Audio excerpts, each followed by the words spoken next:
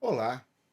Você precisa entender o sentido da sua existência e ser útil a Deus nessa terra dos viventes. Um dia Deus encontrou um homem chamado Jeremias e disse: Olha, antes de eu te formar no ventre, as nações te dei por profeta. E Jeremias disse assim para Deus: Senhor, eu não tenho capacidade, eu sou uma criança. E Deus disse para ele: Não digas eu sou uma criança, porque onde quer que eu te enviar, tu irás. E o que eu colocar para tu profetizares, para tu falares, tu has de dizer. E aí aconteceu uma coisa muito especial. Deus toca com a sua unção a Jeremias. Então preste atenção. Deus traz duas coisas para Jeremias: direção e palavra. A Bíblia diz que para que você possa realmente ser um obreiro eficaz, aprovado, você precisa manejar bem a palavra da verdade. Então, na nossa escola de adoração e serviço hoje, nós queremos dar mais 6 aspectos quando você estiver estudando este livro. São 66 livros que têm um propósito só: Deus querendo se dispensar através da humanidade como Cristo em nós, a esperança da glória. Então você precisa meditar nessas escrituras sagradas e em cada um desses 66 livros compreender 7 aspectos da palavra de Deus. Jesus disse, veja o texto, Jesus respondendo disse-lhes: Errais, não conhecendo as escrituras e nem o poder de Deus. Então, apenas para recordar com você, porque nós já compartilhamos na aula anterior um aspecto da palavra de Deus. Porque a Bíblia, ela é a palavra de Deus. Vamos recordar? Então, olha só. A Bíblia é a palavra de Deus. A Bíblia é a palavra de Deus e ela explica o próprio Deus. A Bíblia é a palavra de Deus e explica o desejo de Deus. A Bíblia é a palavra de Deus e ela explica o plano, o propósito de Deus. A Bíblia é a palavra de Deus e explica a origem do universo e todas as coisas. Aí, junto com você, nós queremos então retomarmos a este ponto importante. Todas as vezes que nós estivermos lendo de Gênesis a Apocalipse, nós precisamos colocar a nossa mente nos aspectos importantes da palavra de Deus. Eu e você precisamos, então, manejar bem a palavra da verdade. E aí nós vamos meditar juntos em 7 aspectos da palavra de Deus. Em toda a Escritura, esses 7 aspectos estarão sempre se manifestando. E aí, qual é o propósito dessa nossa aula importante? É que você, enquanto estiver lendo, você possa perceber esses 7 aspectos e possa aplicar na sua vida, para que você então possa manejar bem a palavra da verdade e, como Jeremias, tendo a direção de Deus, usar esta palavra para realmente cumprir o propósito da tua existência aqui na terra dos viventes. O primeiro aspecto que nós falamos é que, como não existem 7 palavras, é importante enfatizar isso. É como este arco-íris que nós mostramos, olha só. O arco-íris é um só e ele tem várias cores, formando um único arco-íris. Quando nós falamos os 7 aspectos da palavra de Deus, estamos falando de uma única palavra, que tem 7 aspectos importantes para que nós possamos meditar. O primeiro aspecto que nós falamos na última aula é história. Então, o texto que nós lemos é em 1 Coríntios 10, 11, diz assim: Ora, tudo isso lhe sobreveio como em figuras e estão escritos para aviso nosso, para quem já são chegados os fins dos séculos. Então, veja bem o que Deus está falando nesse texto de Coríntios. Está dizendo que tudo que está escrito é um aviso para nós.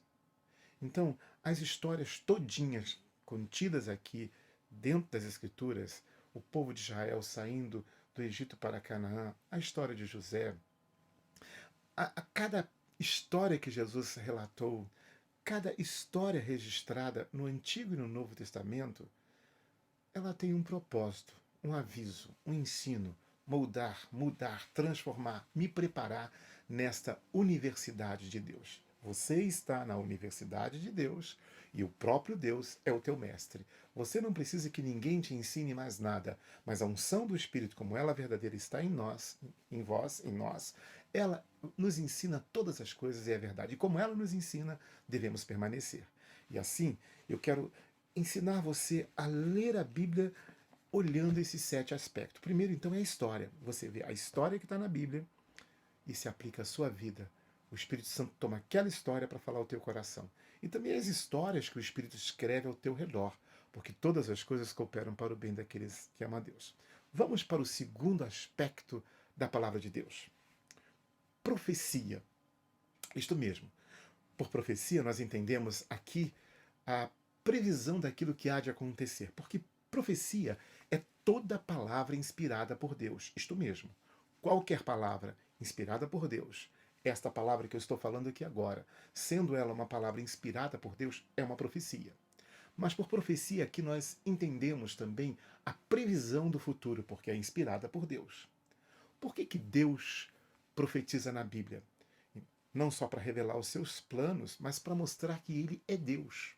Veja o texto que nós vamos ler. Isaías 46, 9 diz assim: Lembrai-vos das coisas passadas desde a antiguidade, que eu sou Deus e não há outro. Não há outro semelhante a mim. Verso 10, olha só o que diz: que anuncio o fim desde o princípio, e desde a antiguidade as coisas que ainda não sucederam. Que digo, o meu conselho será firme e farei toda a minha vontade. Então, olha só. Para que Deus fala o final no começo? Para que eu e você possamos saber que ele realmente é Deus. Olha Jesus falando. João 13, 19. Desde agora vou-lo digo antes que aconteça, para que quando acontecer, acrediteis que eu sou. Então preste atenção. Quando você estiver lendo as Escrituras Sagradas, você vai se deparar com muitas profecias. Desde o Gênesis, claro, o Apocalipse nem se fala. É a revelação, é a profecia, né? Então, mas não é só no Apocalipse que nós temos a profecia.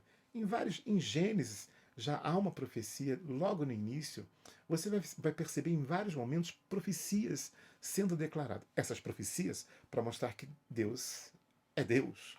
Então, Isaías a Malaquias, você vai encontrar isso. No Novo Testamento, Mateus, por exemplo, no Evangelho de Mateus 24, Jesus fala sobre o final dos tempos. Ele profetiza também, falando acerca do futuro de Jerusalém, das nossas vidas.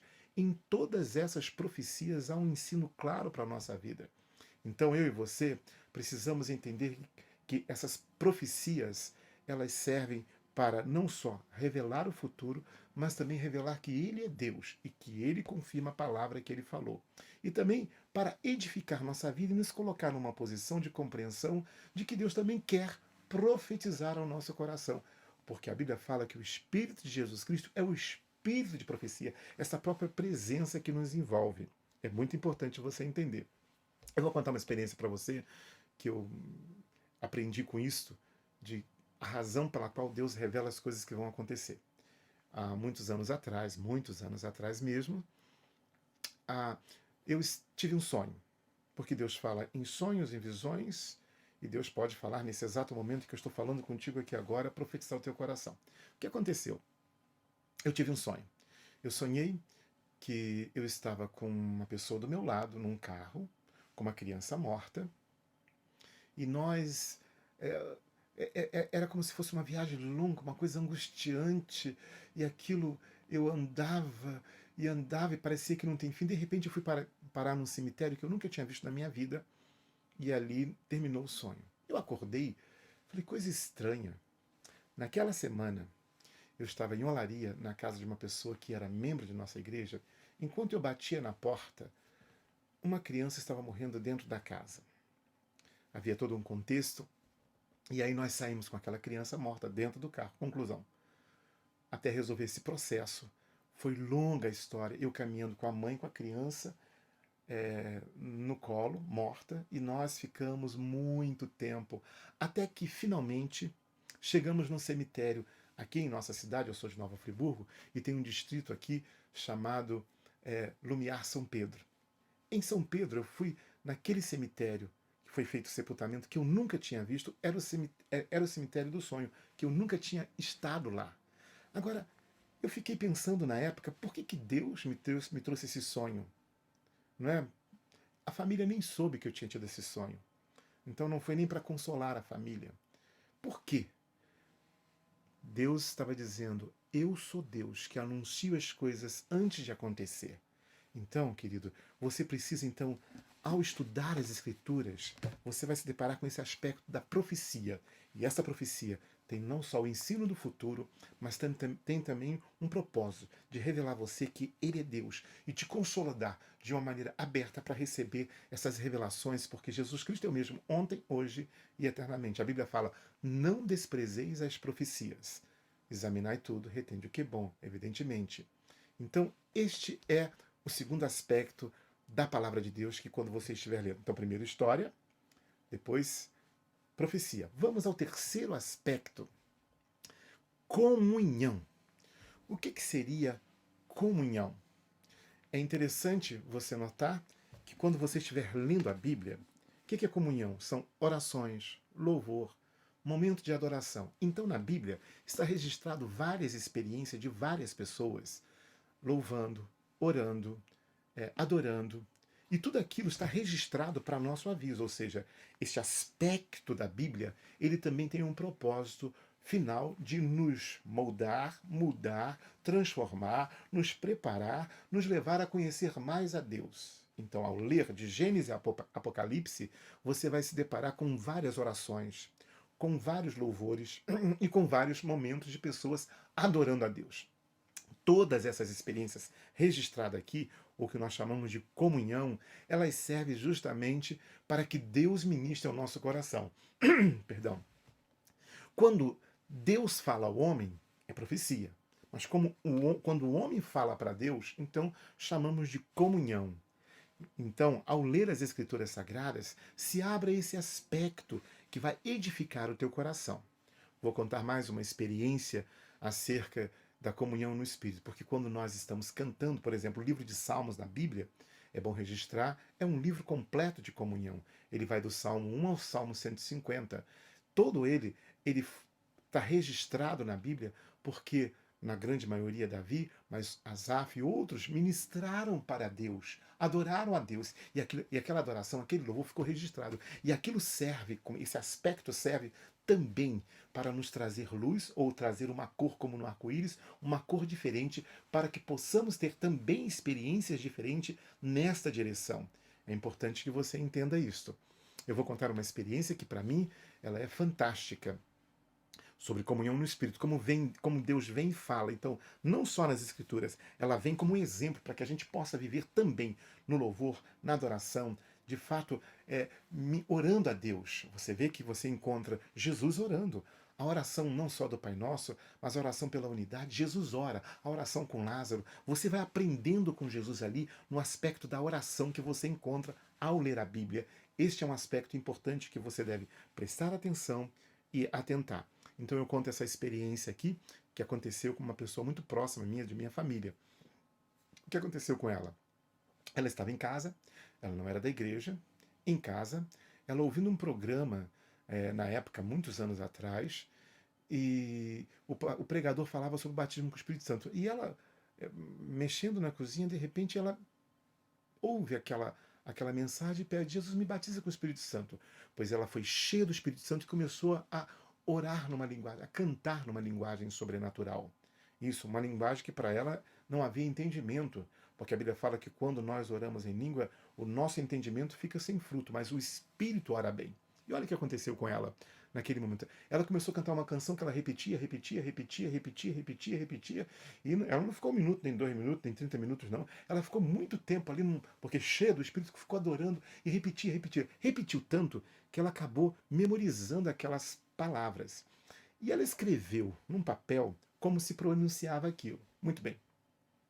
Essa pessoa que eu conheço bem, que é da minha família, era uma jovem na época, né? E ela então me contou a experiência, sabendo que eu era da igreja, sabendo que era pastor, me contou a experiência e me deu escrito aquela letra, né, de que ela cantava. Eu cantava isso aqui que eu não sei o que que é. Muito bem. Coincidentemente, naquela época estava junto conosco David e a Corliss, são um casal de americanos muito amados nossos aqui. Eles estavam aqui em Friburgo. E eu contei a experiência. Eu disse assim para ela: olha o que está escrito aqui. E como eu também não falo este inglês todo, eu comecei a ler o que ela tinha cantado. E quando eu li, a Corliss traduziu. Ela disse: isso é inglês. Essa pessoa que cantou não sabia inglês, mas cantou numa linguagem sobrenatural enquanto adorava. E olha o que é que ela cantou. Está memorizado aqui. Eu te carrego nos braços, minha querida. Eu sou a tua vida. E eu quero que tu digas que eu sou a tua vida. Diga para mim que eu sou a tua vida. Que coisa linda e preciosa. Isso se chama comunhão no Espírito. Então, ao ler as Escrituras Sagradas, você vai se deparar com história, vai se deparar com profecia e vai se deparar também com esses momentos de comunhão, que é quando o homem está se dirigindo para Deus e ali em adoração, em louvor, em oração, e é naquele momento ele te leva para que você também tenha essa experiência com oração, com louvor, com adoração, para que Deus venha encher o teu espírito e ministrar o teu coração. Deus quer que você estude e cresça e maneja bem a palavra da verdade. Vamos para mais um aspecto das Escrituras Sagradas. Revelação ou ciência sobrenatural. O que significa revelação ou ciência sobrenatural? São os mistérios de Deus aqui revelados na Bíblia. Você vai encontrar várias explicações bíblicas ou várias experiências bíblicas também. Então, por exemplo, o que nós temos aí? Por exemplo, como o mundo foi criado, né? Ele está bem explicado aqui nesse momento. Então, Deus em Gênesis, ele mostra que o mundo foi criado pela palavra de Deus. O Espírito envia a palavra e há uma criação. Então, esta ciência, esta revelação ou ciência sobrenatural, ela está cheia na Bíblia, mas não é só nesse momento, não. Vários milagres que acontecem também. Por exemplo, você vê anjos vindo na terra, seres sobrenaturais, né? Você vê também a doutrina dos espíritos malignos que são expulsos de pessoas e saem. Você vê coisas acontecendo como em Marcos 11, Jesus falando: a figueira nunca mais nasça fruto de ti. Todas essas manifestações, essas revelações ou ciência sobrenatural, ela vem realmente revelar o mistério de Deus, que é Cristo em nós, fluindo, mostrando que Ele tem o controle sobre tudo e sobre todos. Abrindo nosso coração, nós aprendemos de Deus através desses vários aspectos que a palavra de Deus nos mostra no Evangelho, no Antigo Testamento, no Novo Testamento. Há toda uma revelação do Espírito Santo e ciência sobrenatural. A nossa igreja tem muita experiência com isso, até falando sobre Marcos 11, né, quando vimos braços crescer, dedo crescer. Então, sabemos o quê? Que ali existe um Deus que está no controle. Então, quando você estiver lendo as Escrituras Sagradas, preste atenção nesses aspectos, porque Deus usa esses sinais no final para falar conosco, para nos orientar. Sim, Jesus transformou a água em vinho, dizendo: eu sou o Deus de transformações. Ele multiplicou o pão e depois disse: eu sou o pão da vida que vem alimentar você. Então, em todos esses milagres, há um recado do Espírito Santo para nós. Aliás, o Evangelho de João, ele foi escrito, fundamentado principalmente, aproximadamente em 7 milagres, e o texto termina dizendo: esses milagres aconteceram para que você saiba que Jesus Cristo é o Filho de Deus e crendo você tem a vida. Então, olha só, ao ler a Bíblia de Gênesis e Apocalipse, você vai encontrar com esse aspecto. Milagre, ciência sobrenatural. Quando eu digo ciência sobrenatural, como falamos sobre anjos, demônios, sobre sinais que Deus faz, né? A labareda de fogo que surge, Moisés lá naquela sarça que queimava, o fogo ardia, mas não consumia a sarça. Tudo isso, ao ler a Bíblia, deixe o Espírito Santo falar. E principalmente, para quê? Para te abrir, para abrir teu coração para essa dimensão agora. Porque Deus quer, enquanto você prega o Evangelho, sinais, milagres passam a acontecer. Então, que você possa aprender com o Espírito Santo este aspecto tão importante da palavra de Deus. Vamos para mais um aspecto da palavra de Deus: sabedoria. O que significa isso? Na Bíblia, enquanto você estiver lendo a Bíblia, você vai encontrar parábolas, provérbios, alegorias e filosofias, sim, de Gênesis, Apocalipse, na medida que você vai lendo a Bíblia, você vai se deparar constantemente com esse aspecto importantíssimo da palavra de Deus. Então, na Bíblia, por exemplo, o livro de Provérbios é um livro inteiro que traz sabedoria, não é? As parábolas que Jesus contou são sabedorias que têm uma aplicação para a nossa vida natural e espiritual, principalmente, porque este é o alvo, tomar o natural para falar de algo espiritual. São alegorias, filosofias. Por exemplo, você se depara com o livro de Jó, o sofrimento que ele tem, a luta que ele tem, e ali dentro tem toda uma filosofia para entender o sentido da nossa existência. Eclesiastes, outro livro, Cantares também. Você então, não só livros específicos, mas na medida em que a Bíblia vai mostrando a história que vai sendo relatada, aquilo que vai sendo contado profeticamente, no meio de cada uma dessas histórias, você encontra também filosofia, provérbios, metáforas, alegorias, com o propósito de que realmente Deus possa aplicar a nossa vida e trazer mudanças. Deus fala conosco através de tudo, porque os céus manifestam a glória de Deus e o firmamento anuncia a obra das suas mãos. Um dia faz declaração ao outro dia, sem linguagem, sem fala, ouve-se a sua voz. Ou seja, Deus, nós nos movemos e existimos em Deus, e Deus pode tomar todas as coisas para falar profundamente ao nosso coração, para selar a instrução à nossa vida. Jesus disse: olhai os lírios do campo, veja os pardais, você tem mais valor do que ele. Então, o que significa isso? Esse aspecto importante da Bíblia que, quando você estiver lendo, você deve prestar atenção. Ele serve justamente para trazer aplicações claras para a nossa vida, mudando nossa mente, mudando nosso coração, renovando o sentido do nosso chamado, nos levando a uma comunhão maior com o Espírito Santo de Deus. É Cristo em nós fluindo, como eu disse, nós temos essa herança preciosa, visível, que é a Bíblia, e a outra herança é o Espírito Santo que habita em nós, invisível. Essas duas heranças de Deus vêm para nos moldar, nos mudar, trazer realmente um norte claro para a nossa existência. E é muito importante que você então esteja aberto a este mover do Espírito Santo enquanto estiver lendo, enquanto estiver estudando a Bíblia. E Deus pode tomar qualquer coisa para falar com você, como um pássaro, um cachorro, as águas, não importa. É o momento em que o Espírito Santo pega uma alegoria para falar direto ao teu coração. Isso Deus quer abrir o teu coração. Eu quero falar contigo. Deus é capaz de falar de você com uma mula, como falou com Balaão, com este que está aqui, para falar com você. Deus é soberano e você está na universidade de Deus, como eu disse, para que você possa dele aprender. É ele o teu mestre.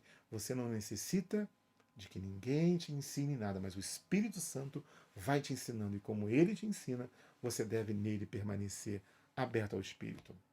Sexto aspecto que nós vamos ver: doutrinas. Agora, olha só, doutrinas são leis, ensinos e conselhos e regras que Deus traz. Essas são doutrinas bíblicas. Moisés é o grande mestre de doutrinas, né? Nós encontramos o apóstolo Paulo também trazendo doutrinas equilibradas e cheias da graça de Deus.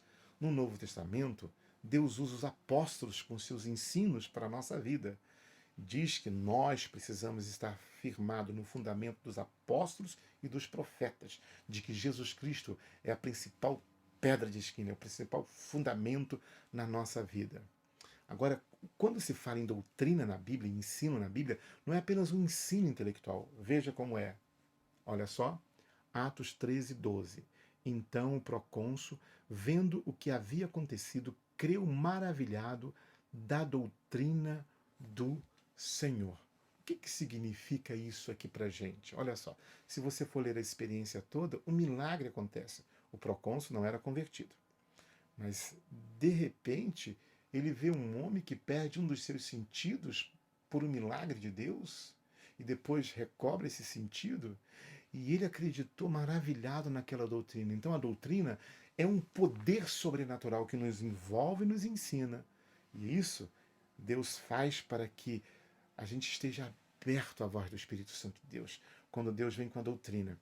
Eu já contei várias vezes, porque isso aconteceu uma vez só, porque foi uma ousadia que eu tive sem pensar. Eu estava numa mesa, num restaurante, Estava eu e meu grande amigo Renatão junto, eram dois Renatos juntos, crentes, somente nós dois éramos crentes, e uma mesa enorme de roqueiros, gente que estava ali. Tinha um jovem na minha frente, ele era muito intelectual, muito filósofo, e aí ele dizia: não, mas Deus criou o mundo em 6 dias, milagres existem, milagres não existem, essa coisa é coisa do homem. E aí eu percebi que enquanto nós conversávamos, entenda, eu estava numa mesa em que a maioria não, todos não eram cristãos, confessos, somente eu e o Renatão. Esse jovem se opondo ao Evangelho, se opondo à palavra, aos ensinos que nós estávamos trazendo ali, falando, testemunhando de Jesus, evidentemente. Não estava dando uma aula, pregando, estava no restaurante comendo pizza. E uma grande quantidade de jovens roqueiros.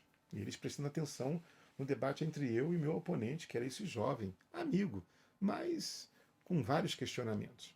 E aí eu percebi que ele não estava comendo a pizza. Falei: rapaz, você não vai comer a pizza, não? Falei: eu estou muito enjoado, uma dor de cabeça, já estava tempo com aquela dor de cabeça. Falei: pois agora você vai ver que Jesus Cristo é Deus e que ele faz milagres.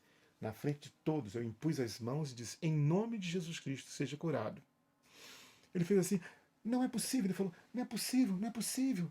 A dor sumiu. Ou seja, isso é doutrina bíblica. É uma doutrina que tem realmente o poder sobrenatural. Paulo disse: eu não fui até vós com sublimidade de palavras, filosofias, argumentos, mas na demonstração do Espírito do poder. Essa é a doutrina que você precisa ver nas Escrituras Sagradas e se abrir à voz de Deus. Então preste atenção.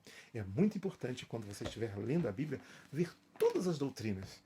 Que o fim da lei é Cristo, então essa doutrina termina para explicar o quê? Uma única coisa: a superabundante graça de Deus para as nossas vidas, Cristo em nós, essa esperança da glória, fazendo em mim e você o que nós não conseguimos.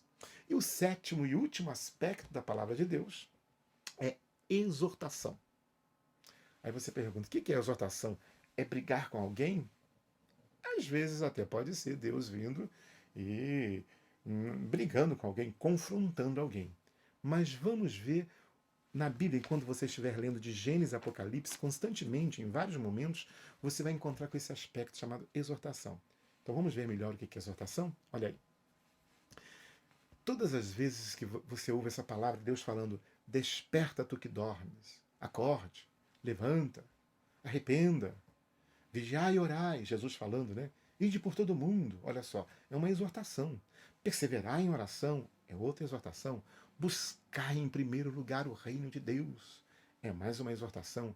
Entrai pela porta estreita, obedecei aos vossos pastores, alegrai-vos. Olha só, isso é uma exortação. Constantemente, então, lendo de Gênesis a Apocalipse, você vai encontrar muitos registros, muitos mesmo, de exortação. Esse é um sétimo aspecto da palavra de Deus. Assim, o que Deus quer com isso? O que Deus quer com a exortação? Ele quer que você também receba as exortações de Deus e possa responder rapidamente. Há alguns dias atrás, antes de ministrar essa palavra, não tem nem uma semana, eu estava saindo do auditório Conexão Vida, auditório onde nós nos reunimos para adorar a Deus, fazendo um culto online lá nesse período de pandemia, porque este vídeo está sendo gravado no meio da pandemia. E aí, saindo de lá, eu com a minha esposa, sabe aquela exortação que já estava vindo? Deus já estava semeando, mas disse: faça. E aí eu deixei minha esposa aqui na minha casa e disse: eu vou na casa de um casal. Eu falei qual era. E porque Deus colocou no meu coração: vai lá, leva dinheiro, olha só, leva dinheiro. Eu peguei uma quantia de dinheiro, fui até outro bairro bem distante, cheguei lá, liguei para a pessoa, disse: eu posso ir na sua casa um instantinho? Falei: pode. Cheguei lá e peguei o dinheiro e disse assim: olha, isso aqui não sou eu que estou te dando, foi Deus que mandou. Deu o dinheiro. Dei o dinheiro para aquela pessoa e depois eles me mandaram uma mensagem dizendo que eles estavam passando por crise séria e eles perguntaram a Deus, disse: Deus, as pessoas passam por crise constantemente, a gente vê essas experiências que Deus fala com alguém para trazer o dinheiro, para ajudar. Nós nunca tivemos essa experiência. Eles não estavam murmurando nem reclamando, apenas perguntando a Deus por que não acontece com eles. E logo em seguida eu cheguei. Então Deus fala: desperta, levanta, leva o dinheiro lá. Então essas exortações estão na Bíblia para nós obedecermos. Essas exortações de Deus, por exemplo, vigiai e orai, é uma exortação que você tem que respeitar já, obedecer já. Não é? Buscar em primeiro lugar o reino de Deus é uma exortação que está aí para agora. Mas também tem as exortações que Deus vai trazer no seu espírito. Para isso, agora errei. Essas exortações estão aqui para que você possa reagir ao Espírito Santo de Deus. Então, vamos recordar os sete aspectos da palavra de Deus junto com você agora? Primeiro aspecto, história. Segundo aspecto, profecia. Terceiro aspecto, comunhão. Quarto aspecto, revelação. Quinto aspecto, sabedoria. Sexto aspecto, doutrina. E o sétimo aspecto, exortação. Que você possa, então, como Jeremias, se abrir ao Espírito, entender o sentido, a direção que ele tem para a sua vida e também ser tocado pela unção, mas que ele te dê a palavra, que você seja realmente um obreiro que maneja bem a palavra da verdade, estudando esses 66 livros, vendo esses 7 aspectos, para crescer na graça, na comunhão e no reino do nosso Deus. Pai amado, eu quero orar por cada coração conectado neste momento, por cada vida que está assistindo este vídeo, para que ela possa realmente ter os seus olhos iluminados pelo teu Espírito para entender esses 7 aspectos da palavra de Deus e viver essas 7 plenitudes do teu Espírito aqui nesta terra, como uma experiência prática. Assim oramos e abençoamos em nome de Jesus. Obrigado por sua participação na nossa escola de adoração e até a nossa próxima aula. Um beijo no teu coração.